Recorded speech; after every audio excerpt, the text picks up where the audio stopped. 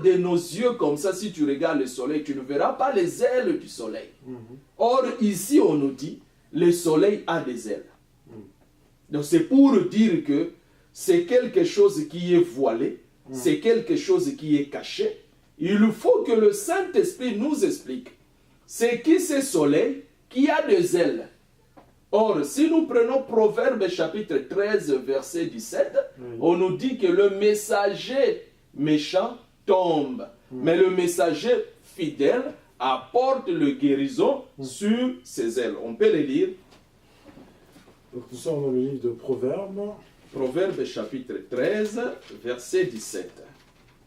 Proverbe chapitre 13, donc au verset 17, nous allons lire la parole de Dieu, les Écritures. Un messager méchant tombe dans le malheur, mais un émissaire fidèle apporte la guérison. Amen. Amen. Ici, on nous dit, c'est lui qui apporte la guérison, la Bible l'appelle un messager. Donc c'est pour dire que les ailes qui vont apporter la guérison, c'est des messagers. Or, les ailes en question, il y en a deux. Donc c'est-à-dire, il y a deux messagers avec le soleil de la justice. Car s'il y a deux ailes, les ailes ne pourront pas se présenter sans qu'on voie le soleil. Voilà pourquoi cette histoire de Malachie chapitre 4, c'est ce que nous avons dit. Dieu, dans sa façon de faire, Dieu ne ramène que des choses qui sont passées. Car le livre d'Ecclésiaste nous dit ceci que Dieu ramène que ce qui est passé. Si on dit que voici cette chose est nouvelle, on dit cherche dans le temps passé, la chose a déjà existé. Et Hébreux chapitre 1 nous dit ceci que Dieu a parlé à nos pères de plusieurs reprises, de plusieurs manières, mais dans ce temps, Dieu nous parle par le Fils. C'est pour dire que Dieu, quand il parle des choses en changeant de manière, en répétant des manières, en changeant aussi des manières. Donc Dieu ne fait que répéter. Voilà pourquoi nous disons que Malachie 4, on ne peut pas voir seulement Malachie 4. Zacharie l'a parlé, que ce jour-là, l'Éternel restera le seul roi. Ésaïe l'a vu, que ce jour-là, l'Éternel entre dans la forêt, il coupe tous les arbres, il coupe les rameaux, les racines. Et si nous prenons dans le livre de 2 Chroniques chapitre 20, nous allons voir qu'est-ce qui s'est passé. Dans le livre de 2 Chroniques chapitre 20,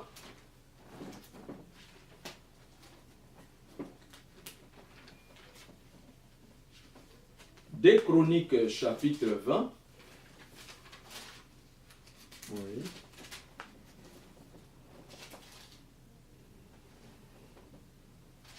Des Chroniques chapitre 20, si nous prenons le verset 1, Oui. après cela, le fils de Moab et le fils d'Ammon, et avec eux des Moanites, marchèrent contre Josaphat pour lui faire la guerre. Or, on va continuer la lecture. Nous allons remarquer ici que les nations se sont ensemblées pour attaquer Jérusalem. De la même façon, c'est ce qui va se passer dans Malachie chapitre 4. Quand l'Église sera enlevée, les deux témoins, ils vont exercer leur ministère pendant 3 ans et demi, c'est-à-dire Apocalypse chapitre 11. Quand ils parleront pour annoncer le message, au terme de leur ministère, la bête viendra pour envahir Israël, afin que Israël tombe dans l'adoration. C'est ce que nous avons présenté quand nous avons touché l'année de grâce. Voilà pourquoi Zacharie chapitre 12 nous dit ceci. On revient dans 2 Chroniques chapitre 20. Zacharie chapitre 12 nous dit ceci. Versets 3 à 4. Nous allons prendre Zacharie chapitre 12.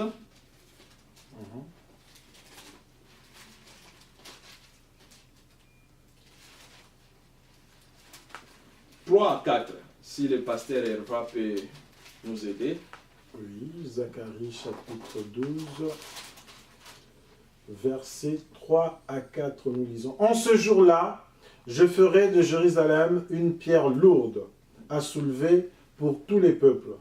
Tous ceux qui la soulèveront seront gravement meurtris, et toutes les nations de la terre s'assembleront contre elle. En ce jour-là, oracle de l'Éternel, je frapperai d'affolement tous les chevaux, et de délire ceux qui les montent. Mais j'aurai les yeux ouverts sur la maison de Juda, et Amen. je frapperai d'aveuglement tous les chevaux des peuples. Amen. Amen. C'est ce qu'on a vu dans Malachie chapitre 4, là où il dit que pour vous qui craignez mon nom, s'élèvera le soleil de la justice. Donc il viendra pour sauver son peuple. Mais tout ce qui cherchera à toucher la frontière d'Israël, à soulever Israël, c'est ce que Zacharie 12 dit que en ce jour-là, je ferai de Jérusalem une pierre pesante pour tout le peuple. Tous ceux qui la soulèveront seront meurtris. Et toutes les nations de la terre s'assembleront contre elle. Or, toute la nation de la terre, c'est ce qui s'est passé dans la vallée de Josaphat. Ici, les nations se sont réunies pour attaquer Israël, pour combattre Israël. Or, pendant qu'ils cherchaient à combattre Israël, qu'est-ce que l'Éternel a fait? Car ce qui a été, c'est ce qui sera. Donc, ce qui a été, l'Éternel ne le fait que ramener. Les nations se sont rassemblées, c'est ce que dit Zacharie chapitre 12, que les nations se sont rassemblées pour attaquer Israël. Or, ce qui a été, c'est ce qui sera. Ici, nous voyons les nations se sont réunies pour aller combattre Israël. Mais qu'est-ce qui s'est passé? Verset 20. Le lendemain, ils se mirent en marche de grand matin pour le désert de Tekoa. À leur départ, Josaphat se présentant et dit: écoutez-moi, Juda et habitants de Jérusalem, confiez-vous en l'Éternel votre Dieu, vous serez affermis. Confiez-vous en ses prophètes et vous réussirez. Puis, d'accord avec le peuple, il monta des chantres, il nomma des chantres qui, revêtus d'ornements sacrés et marchant devant l'armée, célébrant l'Éternel, et disait: louez l'Éternel, car sa miséricorde dira toujours. Verset 22, pasteur Evra. Au moment où on commençait le chant et les louanges, l'Éternel plaça une embuscade contre le fils d'Ammon et de Moab, et c'est de la montagne de Séhir qui étaient venus contre Juda, et ils furent battus. Le fils d'Ammon et de Moab se jetèrent sur les habitants de la montagne de Séhir pour les dévouer par interdit et les exterminer. Quand ils en eurent fini avec les habitants de Séhir, ils cédèrent les uns les autres à se détruire. Que le nom de Jésus-Christ soit glorifié. Amen. C'est ce que nous disons, que ce qui a été, c'est ce qui sera. Qu'est-ce qui s'est passé dans la vallée de Josaphat? Quand ils se sont rassemblés pour attaquer Israël, effectivement, ça c'est Malachie chapitre 4. De la même façon, Zacharie 12 nous dit ceci que, en ce jour-là, je rassemblerai toutes les nations et je ferai de Jérusalem une pierre pesante. Ce qui cherchera à soulever Jérusalem pour l'effacer dans la carte, donc ils seront maîtris. Voilà pourquoi Malachie 4, on nous dit ceci que, dans le livre de Malachie chapitre 4, mais pour vous qui craignez mon nom, s'élèvera le soleil de la justice et la guérison sera sous ses ailes. Vous sortirez et vous sauterez comme le veau d'une étable et vous foulerez les méchants, car ils seront comme de la cendre sous la plante de vos pieds au jour que je prépare, dit l'Éternel des armées. Effectivement, ça c'est 2 Chroniques chapitre 20. Qu'est-ce qui s'est passé? Le soleil de la justice, c'est lui-même le Seigneur. Car dans 2 Chroniques chapitre 20, on dit que le peuple s'est mis en marche au grand matin. Or, le grand matin, c'est le moment où le soleil s'élève. Et voilà pourquoi, quand David était parti aussi pour combattre Goliath, c'était toujours le grand matin. Et quand notre Seigneur aussi est venu, quand Siméon a appris Jean-Baptiste, il dit que le soleil de la justice nous a visités. C'est pour dire que quand le Seigneur est venu, c'était l'arrivée du soleil pour sauver l'Église. De la même façon, quand il apparaîtra encore en Israël, ça sera aussi le matin. Voilà pourquoi l'Écriture déclare que vers le soir, la lumière apparaîtra. Or, cette lumière, ce n'est que lui-même le Seigneur. Mais avant cela, il faut que les deux témoins apportent la guérison. Mais qu'est-ce qui s'est passé? De la même façon, Josaphat, quand les nations se sont rassemblées pour combattre Jérusalem, Josaphat, il a placé le chantre devant. Et pendant qu'il chantait, il louait l'Éternel. Arrivé au lieu du combat, ils ont trouvé des cadavres. Là, vraiment que les internautes nous saisissent très bien. Oui. Pendant que Israël partait pour combattre, arrivé au lieu du combat, ils ont trouvé des cadavres. C'est ce qui va se passer au combat d'Armageddon. Car on dit que, dans Apocalypse chapitre 17, on nous dit que le roi combattant contre l'agneau. Ce n'est pas à dire que Jésus il est comme ça et ils sont là-bas, ils sont en train de combattre. Non. Quand on parle de combat d'Armageddon, ce qui s'est passé dans 2 Chroniques chapitre 20, cela veut dire que le Seigneur mettra la confusion dans le camp de l'ennemi et ils se tueront entre eux. De la même façon, dans 2 Chroniques chapitre 20, quand Israël s'avançait, quand il s'approchait, ils ont vu déjà que les nations entre elles se sont tuées. Entre eux. De la même façon, ce qui se passera dans Malachie chapitre 4, car on nous dit ceci que vous sortirez, vous sauterez comme le veau d'inétable et vous foulerez le méchant, car ils seront comme de la cendre. Donc, c'est pour dire que la victoire sera entre les mains des Israélites, mais l'Éternel combattra pour eux.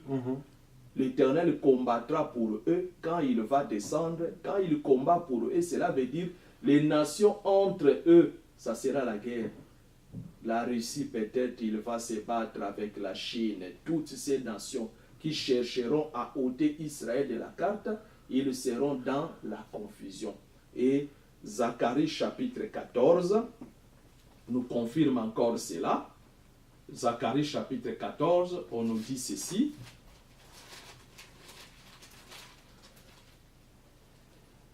Si on peut prendre verset 12.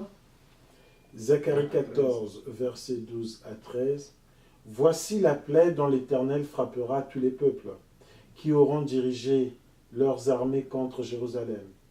La chair de chacun tombera en pourriture, tandis qu'il sera sur pied. Ses yeux tomberont en pourriture dans leurs orbites, et sa langue tombera en pourriture dans sa bouche. En ce jour-là, se produira parmi eux un grand bouleversement causé par l'Éternel. L'un prendra l'autre par la main, et chacun lèvera la main sur l'autre. Juda combattra aussi dans Jérusalem, et l'on amassera les richesses de toutes les nations d'alentour, l'or, l'argent et des vêtements en très grand nombre. La plaie frappera de même les chevaux, les mulets, les chameaux, les ânes et toutes les bêtes qui seront dans ces champs. Cette plaie sera semblable à l'autre.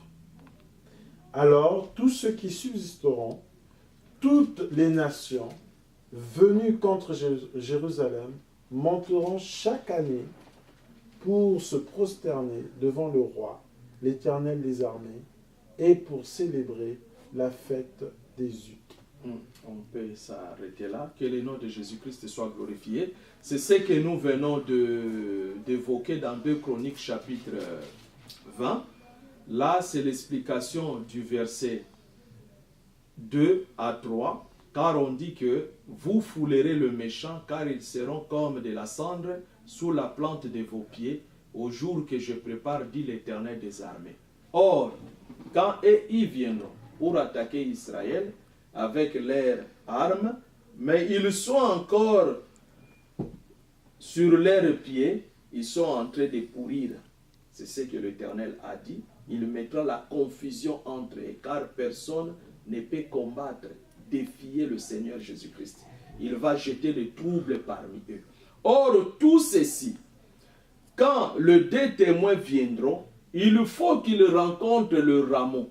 Il faut qu'ils rencontrent le racine qui domine, afin que cela suscite le jour de l'Éternel, cela suscite la colère de l'agneau. C'est ce que nous venons de présenter. Or, comment reconnaître, la question qui a été posée, comment reconnaître Malachie chapitre 4, où le prophète, dont celui qui est cité ici, Élie le prophète, il ramènera le cœur de père à leur enfant et le cœur des enfants à leur père, de peur que je vienne frapper le pays d'interdit. Or, tout ceci ne parle que de deux témoins. Les deux témoins qui sont dans Apocalypse chapitre 11, c'est eux qui viendront pour annoncer l'évangile au peuple juif, pour annoncer l'évangile aux enfants d'Israël, afin que leur cœur revienne. Voilà pourquoi il dit, souvenez-vous de la loi de Moïse. Or, la repentance d'Israël s'est faite simplement en se souvenant de la loi de Moïse. Quand on parle d'Élie le prophète, ce n'est pas de nos jours. Oui, certainement, dans l'Église, il y a Élie, qui est lui-même le Seigneur Jésus-Christ. Mais ces jours-là aussi, les deux messagers qui vont apporter la guérison, ces deux messagers-là, c'est eux qui vont essayer de ramener le cœur d'Israël dans la loi de Moïse. Ce n'est pas de nos jours.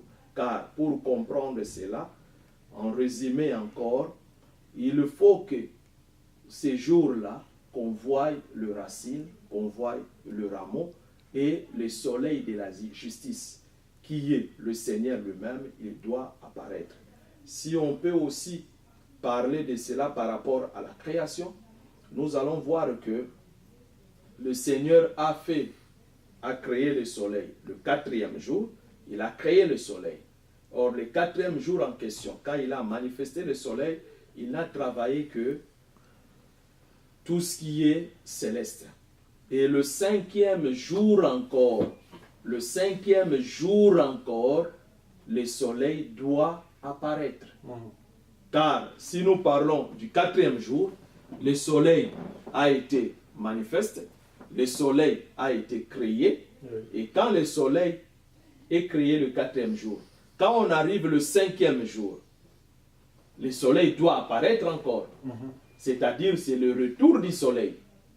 Quand nous parlons le quatrième jour, le soleil, il est créé, et le Seigneur a travaillé tout ce qui est céleste. Mais quand nous rentrons dans le cinquième jour, on peut parler, c'est le retour du soleil. Or, le quatrième jour, c'est l'arrivée de notre Seigneur. Or, quand notre Seigneur est venu, il a travaillé pour l'Église, donc c'est lui qui est le soleil, c'est le quatrième jour. Or, il y aura encore le retour du soleil, c'est le cinquième jour. Or, si nous voulons tracer une comparaison par rapport au message, en prenant l'illustration, ce qui est passé avec Noé, on va remarquer ceci, que quand la prédication de Noé était donnée, ou quand Noé avait enseigné, et il appelait, il annonçait le déluge, afin que tout le monde entre dans l'arche.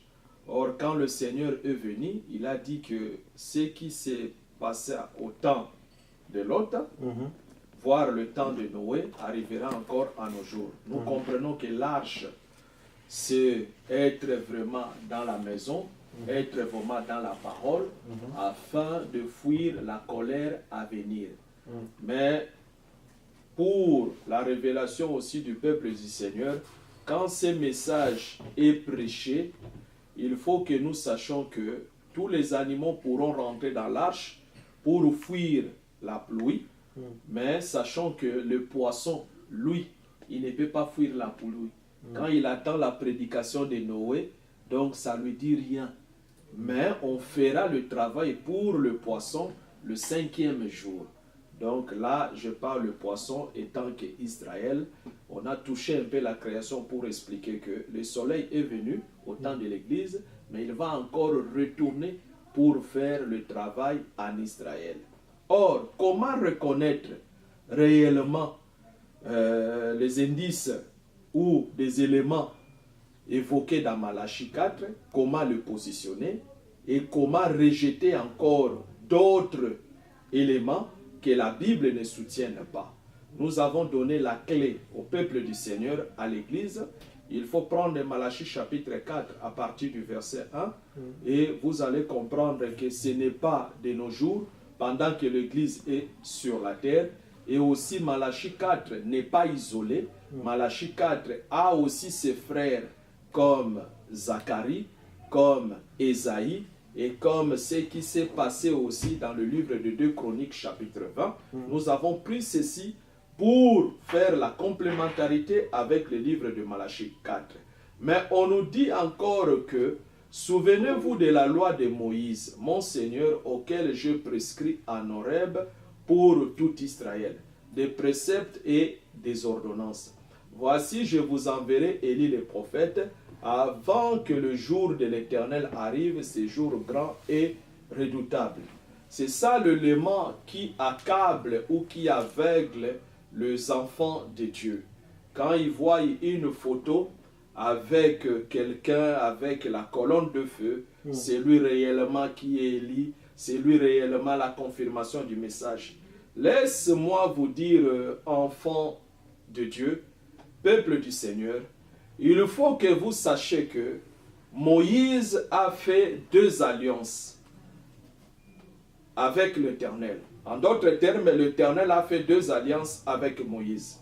Il y a eu l'alliance qui était en Horeb, l'alliance de la loi. Oui. Or, pendant que cette alliance de la loi était conclue, là nous avons vu la colonne de feu conduire le peuple du Seigneur.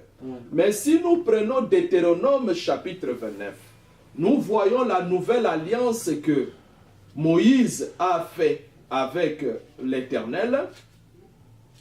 Deutéronome chapitre 29. Alors, Deutéronome chapitre 29. Nous sommes donc... Non, Deutéronome chapitre 29. Nous prenons du verset 1 à 4. Moïse convoqua tout Israël et dit: vous avez vu tout ce que l'Éternel a fait sous vos yeux dans le pays d'Égypte.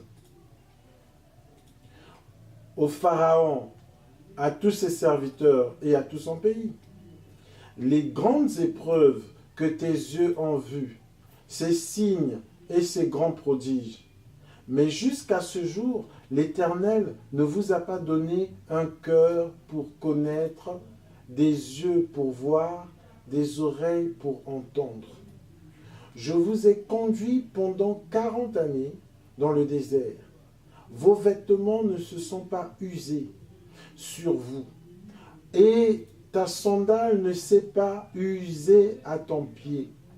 Vous n'avez pas mangé de pain, et vous n'avez bu ni vin, ni liqueur, afin que vous connaissiez que je suis l'Éternel, votre Dieu. Amen. Amen. Là, nous voyons, on nous dit ceci, on va continuer le texte. On nous dit que voici le parole de l'alliance que l'Éternel ordonna à Moïse de traiter avec les enfants d'Israël au pays de Moab, outre l'alliance qu'il avait traitée avec eux à Horeb. C'est là où nous soulignons que l'Éternel a fait 2 alliances avec Moïse. À Horeb, l'Éternel a donné la loi. Et ici, il vient faire encore une autre alliance avant d'entrer dans la terre promise, dans la terre de Canaan. Or, la première alliance, que dit l'Éternel? Il dit que, mais jusqu'à ce jour, l'Éternel ne vous a pas donné un cœur pour comprendre, des yeux pour voir, des oreilles pour entendre. Donc, la première alliance, Israël était toujours resté incrédule. Il n'avait pas compris. Mais l'Éternel vient traiter une nouvelle alliance, car on nous dit outre que ce qui a été donné à Horeb. Mais ici, il vient traiter l'alliance. Que dit cette alliance? Nous prenons Deutéronome 30 à partir du verset 11. Alors, nous lisons donc dans Deutéronome 30 à partir du verset 11, sur les internautes. En effet, ce commandement que je te prescris aujourd'hui n'est certainement pas au-dessus de tes forces, ni hors de ta portée. Il n'est pas dans le ciel pour que tu dises, qui montera pour nous au ciel, nous l'apportera et nous le fera entendre, afin que nous le mettions en pratique. Il n'est pas de l'autre côté de la mer pour que tu dises, qui passera pour nous de l'autre côté de la mer, nous l'apportera et nous le ferons entendre afin que nous le mettions en pratique. Cette parole, au contraire, est tout près de toi, dans ta bouche et dans ton cœur, afin que tu la mettes en pratique. Amen. Amen. Donc là, nous voyons cette alliance. Normalement, c'est l'alliance de la grâce. Car le Seigneur ne peut pas se contredire.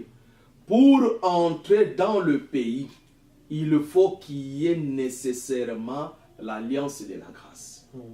L'alliance de la loi ne peut pas faire rentrer le peuple dans le pays.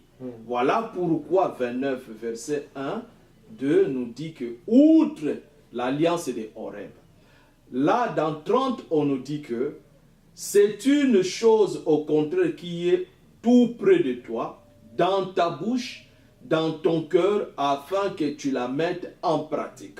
Maintenant, l'apôtre Paul prend cette alliance dans Romains chapitre 10. Il nous dit ceci, verset 4.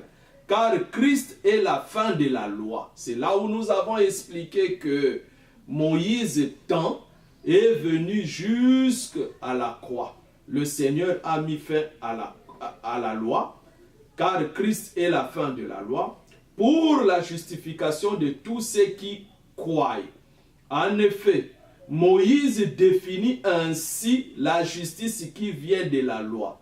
L'homme qui mettra ces choses en pratique vivra par elles. Mais voici comment parle la justice qui vient de la foi. Ne dis pas en ton cœur qui montera au ciel, c'est en faire descendre Christ, ou qui descendra dans la Bible, c'est faire remonter Christ d'entre les morts.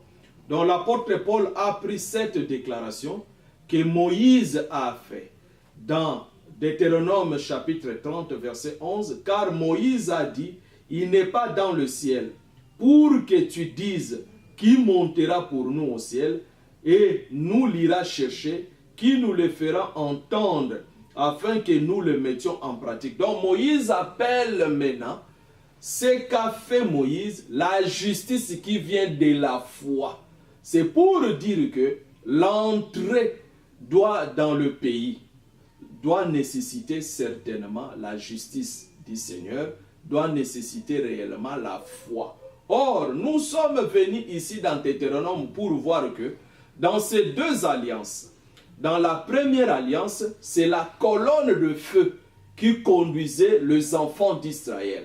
Mais quand la deuxième alliance est venue, la justice de la foi, nous n'avons plus vu la colonne de feu. C'est ça que la question que nous devons nous poser. On peut nous présenter des photos avec des hommes que nous respectons beaucoup, avec la colonne de feu, d'où ils tirent cette colonne de feu. Car dans l'alliance de la grâce, la colonne de feu doit disparaître.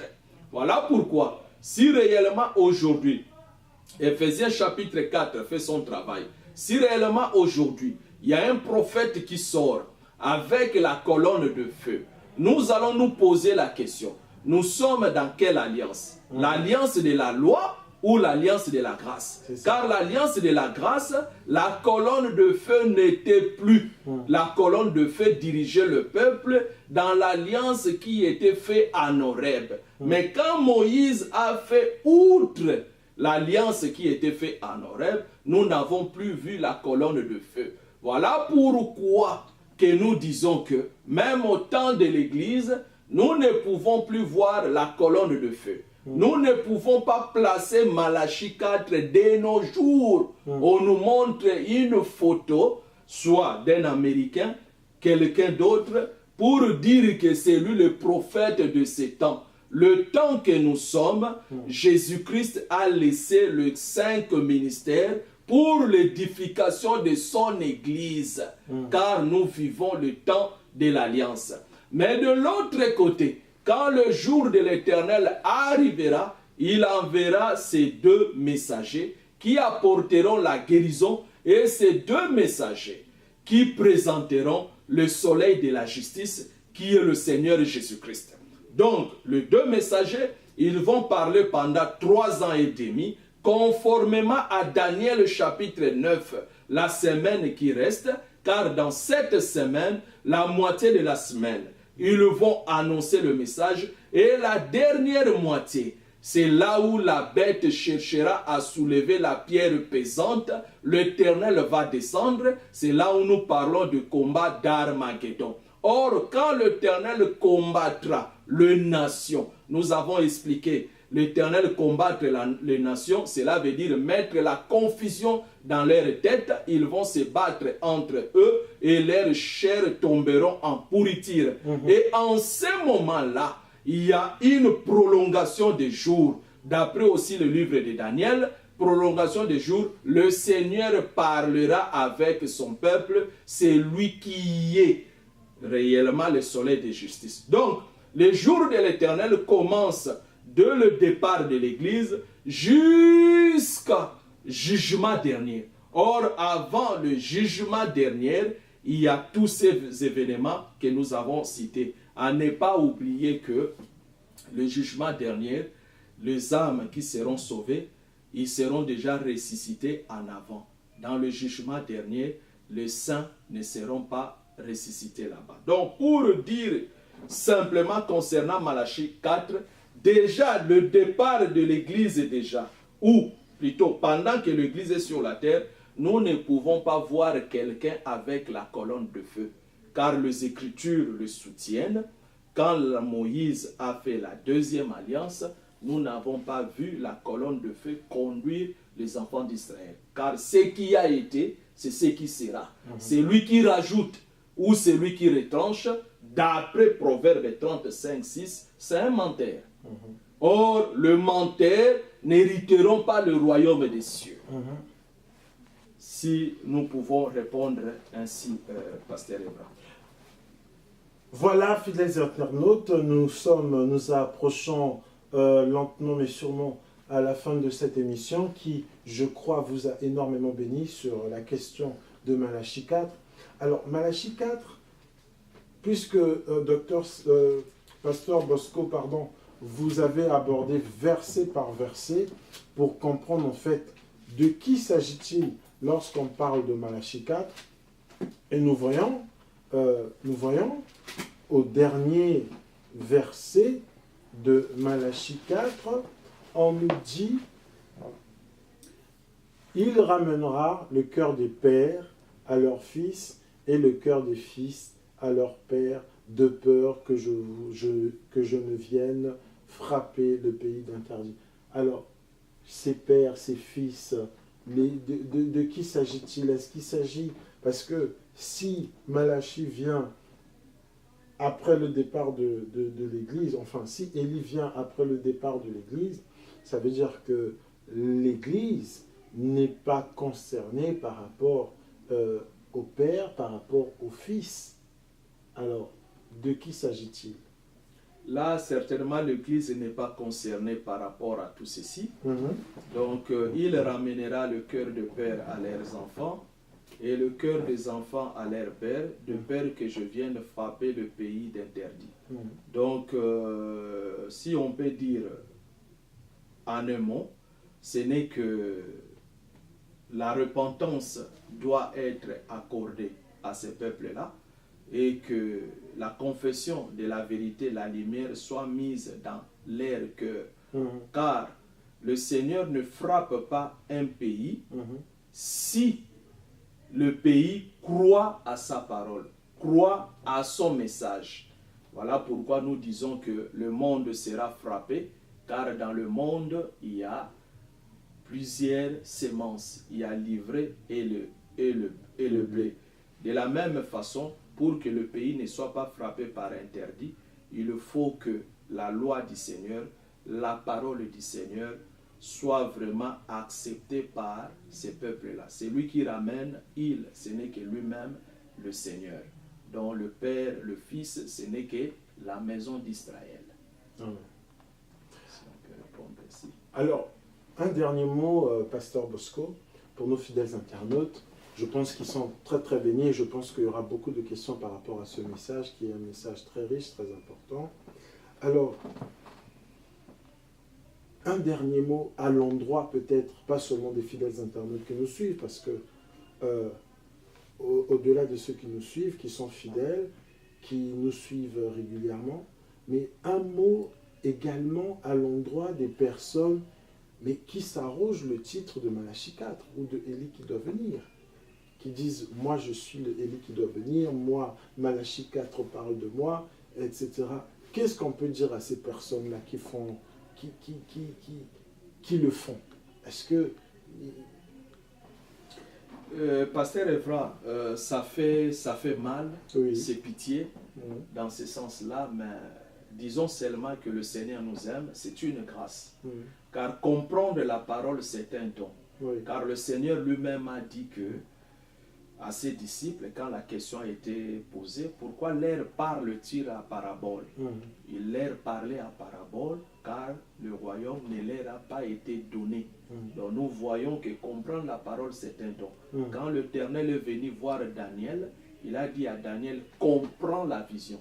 Donc c'est le Seigneur qui donne la compréhension. Et l'apôtre Paul enseigne aussi que l'égarement, c'est une puissance. Tu peux beau parler, mais si quelqu'un est déjà dans le chemin de l'égarement, c'est une puissance, c'est un aveuglement. Ce qu'on pourra dire ou faire, ce n'est que prier pour eux.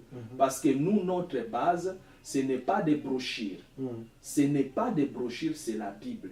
Car le Seigneur lui-même a dit, par la bouche de son serviteur, même un ange venait. Voilà pourquoi l'épouse n'a pas peur des anges. Les anges sont au service de l'épouse. Et il savait déjà qu'il y aura la doctrine des anges, l'inspiration des anges pour égarer le peuple. Voilà pourquoi nous devons avoir le comportement comme les chrétiens de Béret, de vérifier toutes choses à la lumière des Écritures. Si ces gens-là sont tombés dans le piège, que pourrons-nous dire encore, si ce n'est que plairer la miséricorde du Seigneur? Car la parole que le Seigneur nous a donnée, cette parole est un bouclier.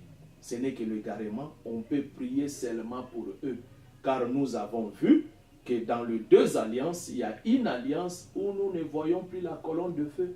La colonne de feu, on a dit que est en nous maintenant. Et dans Éphésiens chapitre 4, c'est lui le Saint-Esprit qui conduit l'Église. Ce n'est pas un homme comme ça. Donc les gens-là étant dans l'égarement, nous ne pouvons que prier pour eux. Car le Seigneur lui-même qui dit à son peuple, comprend. C'est lui-même qui ouvre de l'intelligence. S'ils sont aveuglés, nous devons que prier le Seigneur de leur accorder vraiment cette intelligence, cette grâce qu'il nous a accordée, de comprendre que la vérité, c'est ce qui est présenté, car c'est la vérité qui va nous faire enlever.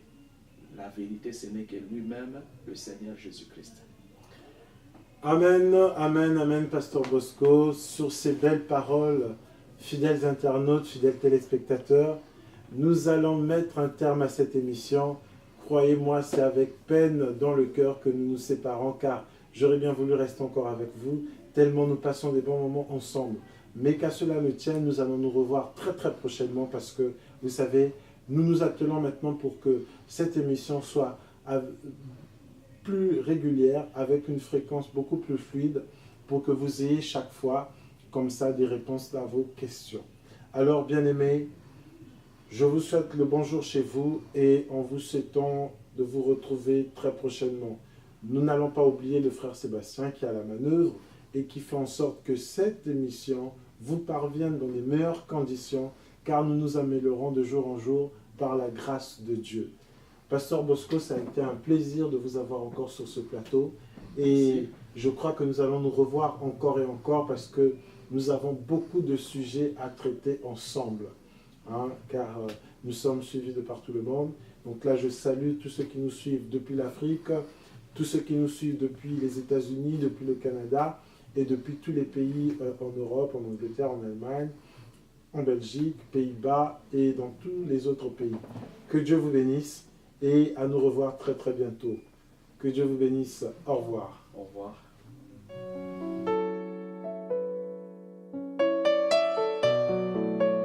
Mmh.